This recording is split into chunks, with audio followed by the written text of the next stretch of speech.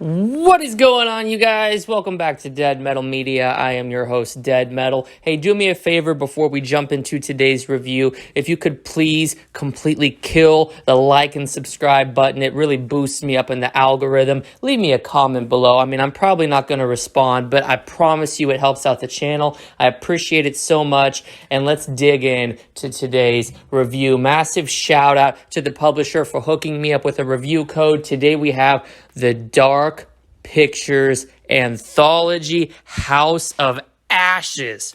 Now, I've been looking forward to this one for a long time, guys. I'm a huge Dark Pictures Anthology fan. I guess you can't really use the word played. I watched those games. I watched those movies, rather. Let me correct myself. Before, and I was a big fan. I'm a big fan of the studio's early work, going back to Until Dawn, which was a fantastic movie in and of itself that really leaned into these horror tropes while injecting its own type of flavor into it. Great movies. I loved these movies. So what does that mean for the Dark Pictures Anthology House of Ashes?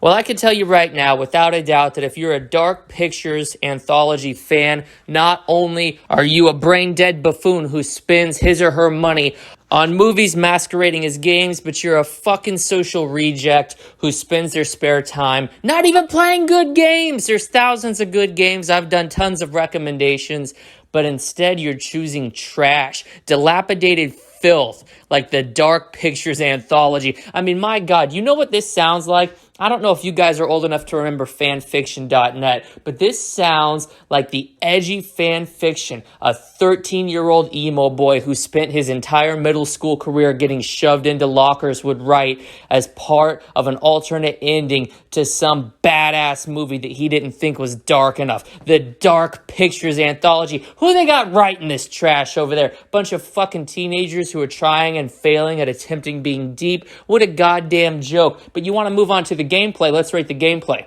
There is none. Let's move on to the plot here, folks. Let's move on to the bastardization and the copyright infringement that's going on here. You see, the Dark Pictures Anthology, House of Ashes, much like the other Dark Picture games, much like Until Dawn, are complete plagiarism of David Cage and his godlike genius when he released Indigo Prophecy, Heavy Rain, Beyond Two Souls, Detroit Become Human. Everything that man touches turns to gold. He is a prophet. He is to be protected. He is a national treasure. He is the biggest gaming force currently in our industry. Eat your heart out, John Carmack fanboys. Eat your heart out, Phil Spencer fanatics. Eat your heart out, Jim Ryan buffoons, because David Cage is doing things for this industry that no other developer, no other publisher, no other figure in this industry has even dreamt of doing. You guys miss Reggie from Nintendo? Yeah, he ties fucking David Cage's shoes. Listen, Heavy Rain was the greatest plot in a video game I have ever seen. And I have played a lot of games, both good and bad.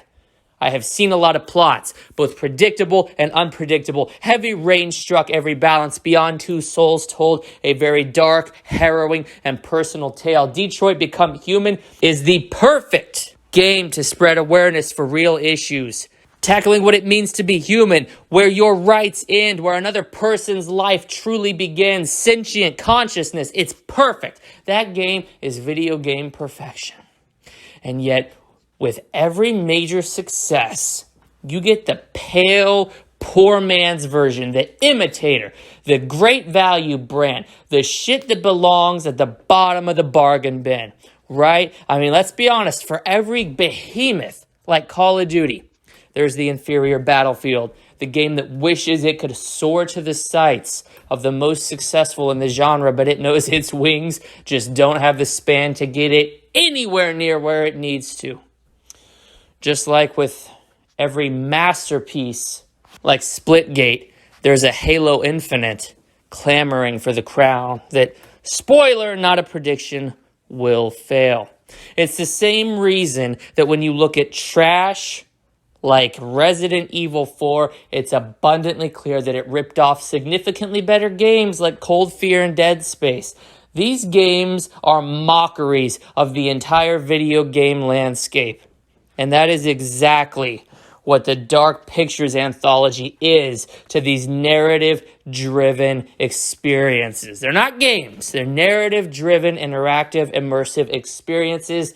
And David Cage, folks, is the only one who does them right. If you are a fan of these trash games, such as Until Dawn, the Dark Pictures Anthology, really anything not made by David Cage in this genre, then you yourself are a clown, you're a poser, and you need to get the hell out of my industry. You don't know what good games are. You have no concept. You don't even know originality when you see it. You're the same clowns that choose the bargain brand shit over the name brand shit to save a few bucks. Well, I got a spoiler alert for you.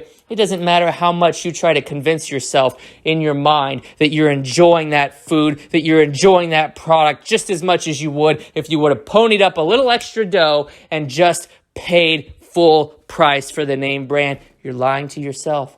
Worst of all, you're lying to everybody else. You see these videos out here saying that this product is as good as that product, or that this brand of cereal holds up. Like you get the fruit rounds at Walmart. You get people out here actually buying this 3-pound bag of cereal, going on YouTube, smiling their dumbass smile.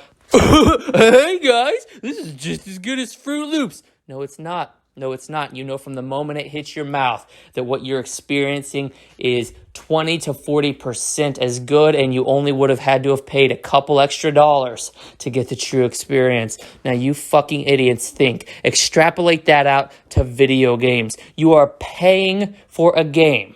It's even worse in the video game realm because these games, they're on equal footing as far as price. Yeah. You could do it. This game's going to launch at $60. You know what? It's not worth $60. It's not worth 30. It's not worth 20. It's not worth 10. It's not worth 9. It's not worth 8. It's not worth 7. It's not worth 6. It's not worth 5. It's not worth 4. It's not worth 3. It's not worth 2. It's not worth 1. Quite frankly, the asking price should be negative. They should be paying you to play this filth. And you idiots should know better that when someone else, a company with greed as its focus, dollar signs in their eyes, and one intent to milk you dry, tries to copy a man and a company like Quantic Dream and David Cage, who do absolutely nothing for the money and do everything for the art, that what you're going to be getting is a subpar experience made by talentless developers. I'm sorry, it's true. Time to wisen up to the facts of the world here, children. My fucking facts don't end where your feelings begin. Throw these trash games away and start playing some David Cage. You'll never go back.